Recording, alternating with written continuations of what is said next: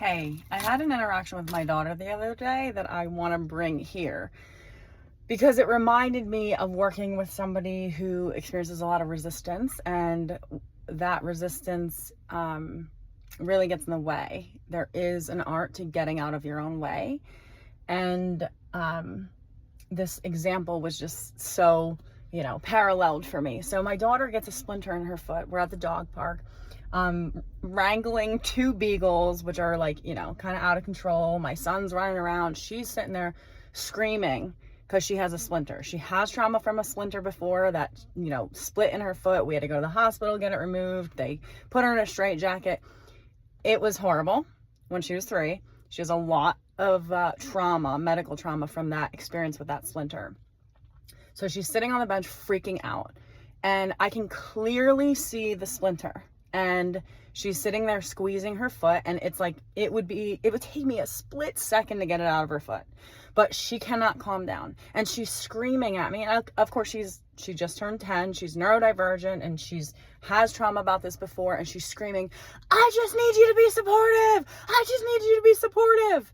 And I'm sitting there, again, my dogs are like wrapping their leashes around me. I'm sitting there giving her my time, my attention, my concern, while my other kids running around somewhere else. My dogs, I'm being supportive, right? So to hear her screaming, you just need to be supportive, was kind of triggering.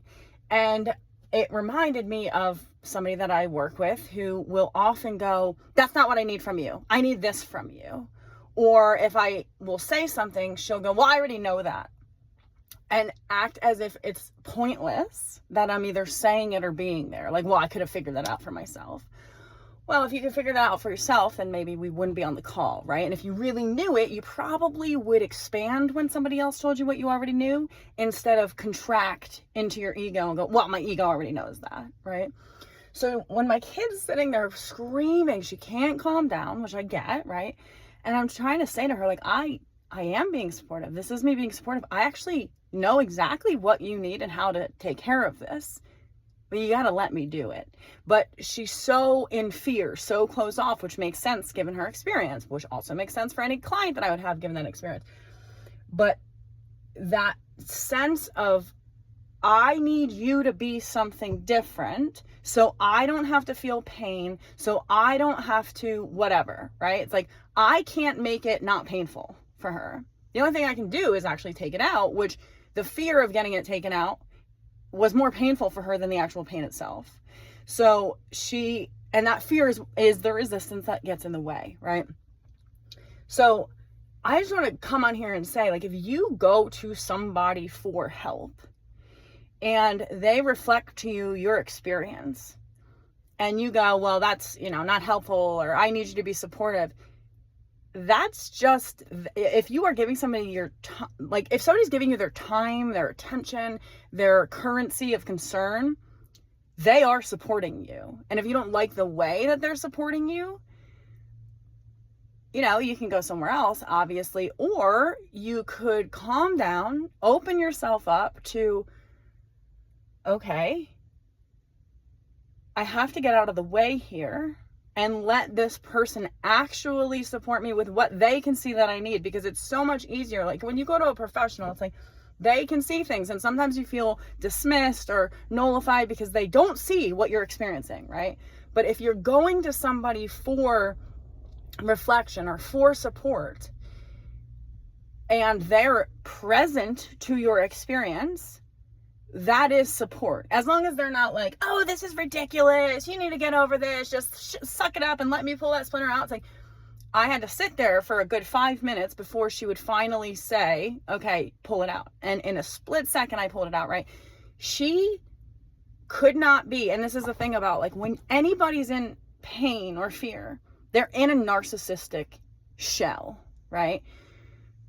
This is where you get the docile person who is in so much pain at the hospital, and then they're getting strapped down, and then they fight nurses, right? Like, anybody who's in a lot of pain is going to present with that narcissistic shell. And it's pretty hard to burst that, right? When they're in that space. So she's in that, like, oh, nobody understands my experience, I'm the only one having this experience. And while everybody else around her is burdened by the experience, right? So she, in my daughter's experience and specific clients' experience, it's like, just because they think, like in that moment, she thought like, well, you don't really know how this feels. It's like, well, I actually kind of do know how it feels. And also I know exactly how it's going to feel when you take it out. Like the harder part is having it in. Let me just help you take that out. But when there's this like, oh, I already know what I need and I just need you to be like this. If I was supporting my daughter in the way she wanted, I wouldn't have gotten the splinter out. So, and she wouldn't have known what she needed, right? So what I mean by this is she wanted me to just sit there and, oh my God, this is so horrible for you. No, dude, I had to wrangle dogs. I had another kid there. And sure, I'm going to give her my currency of attention and concern and present with support. But when she's screaming at me, hey, you just need to be supportive right now, and I'm sitting there being supportive, that feels like the resistance of working with some clients when they're in extreme resistance and go, well, I know what I need. Well, if you knew what you needed, don't try to mine it out of me. Go create it for yourself, right? But that sense of, I already know this, that kind of, it closes the ego again, or that I need you to support me in this particular way. Which sometimes in intimate relationships, that's fine, right? But if there's a crisis that comes up with resistance, or that if you're in a healing process with somebody and there's resistance, you actually don't know what you need because you've never been on the other side of that resistance because it's been scary to get on the inside of it.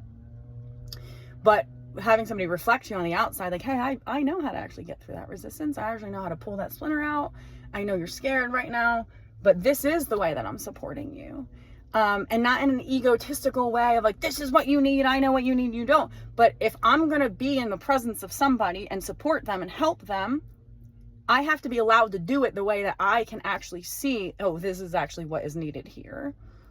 And if I can't do that work because somebody goes, well, I need this from you, when it's clear to me that like, that would be, if I gave you what you're asking for, it would create more of the same problem that you're having. And that's not me doing an efficient job on a spiritual level. Like, my kingdom assignment is to help people get in reality with their actual self, not just placate people's egos, right? So the idea of, I know what I need. If we knew what we needed truly, and we knew how to get it, we wouldn't need other people. But the thing is, we're a mammalian species. We need other people to help us discover what we need and get what we need. And when we try to mine them, going, I need you to support me this way, that's more of the same problem. That is the splinter in the foot, right? That you're going, I want it out, but it's, I can't get it out, and you're going to make it hurt, and you're just sitting here watching me, and you're not having this experience. Well, yes, I am having the experience, because you're dominating my experience right now. And the splinter doesn't have to dominate my experience, but you are, by not letting me get the splinter out. So I just hope you take this with you, that if you're trying to support somebody and they're going, I need you to do it this way, and you're like, I am doing it, like, I'm doing my best, like, I can see clearly, I like, all I got to do is squeeze your foot and get the splinter out. This is going to take 30 seconds and it takes 5 minutes. You're like, oh my God, they won't let me. And I'm speaking specifically to adults, not children or neurodivergent children specifically. But if you are supporting somebody and you're going, oh man, how can I support them more? Oh man, you have to understand that you're probably just being projected from a space of resistance that you, in those moments, won't be able to get through. And if that person is persistently going, I need you to be different so you can support me better, I think that you should be different and support yourself better by not wondering how you could be different to support them better. Because it's very likely that you are kind of sitting there going, I'm not having the same experience as you for sure, because you're in pain. And I can tell that you're in like a little bit of narcissistic pain because you're freaking out. There's trauma involved. There's past history here. But if that person persistently does not let you get out the thorn that you can clearly see, it'd be very easy to get out if they just get out of their own way. In that moment, I think if I would have been there for another 3 minutes, I would have got up and walked away from my kid. And I'm not an asshole, right? But I have other children there. I'm wrangling animals. And it's an easy fix. And I understand the resistance. I work with it every day in myself and in other people. But it comes to a point where you go, I have supported you. I am supporting you. Your experience has dominated my experience and other people's experience at this point. And for me to be supportive truly, I have to be myself and know what my capacity is. And if that doesn't support you, please go find somebody else that will support you. And the irony is, and the sad part is, a person in that resistant state can't receive support, right? So a good healer is going to work through that resistance, find back alleys to that resistance. And if that was present all of the time in any particular client after, years or months, I would not be able to sit at that bench and go, hey, let me still help you pull out that thorn. I'd go, this is literally wasting my time because you're the very thing in the way of me helping you and actually supporting you to get what you truly need. So sometimes people are just going to be in resistance and they're going to stand in the way and go, you're not supporting me the way that I want. And you're going to go, oh my God, am I gaslighting myself? Are they gaslighting me? How do I be more supportive? How do I change? How do I soften? How do I be different? But if you've done all that work and they're unwilling to do the work, to know, like, dude, you're going to have to soften. You're going to have to sit in your discomfort. You're going to have to open your mind and go, I don't really know what I need right now, or I don't know how to get this out. Let me just soften and let you help me truly. To be receptive of support, somebody has to be open. If they are not open, they are not going to let you take out that splinter. And if they don't let you take out the splinter, they will sit there and scream at you and go, it's your fault. You're not having this experience. They'll make you feel like shit and codependent. And you'll feel like, oh my God, this is a big, the chaos that ensues from that kind of dynamic is insane making on the inside. So long story short, if you've experienced that resistance with somebody for a really long time and you have truly supported them in the best way that you can, in the most honest, authentic, and like in integrity way that you can, you have to sometimes cut your losses and know that you ain't getting through that resistance.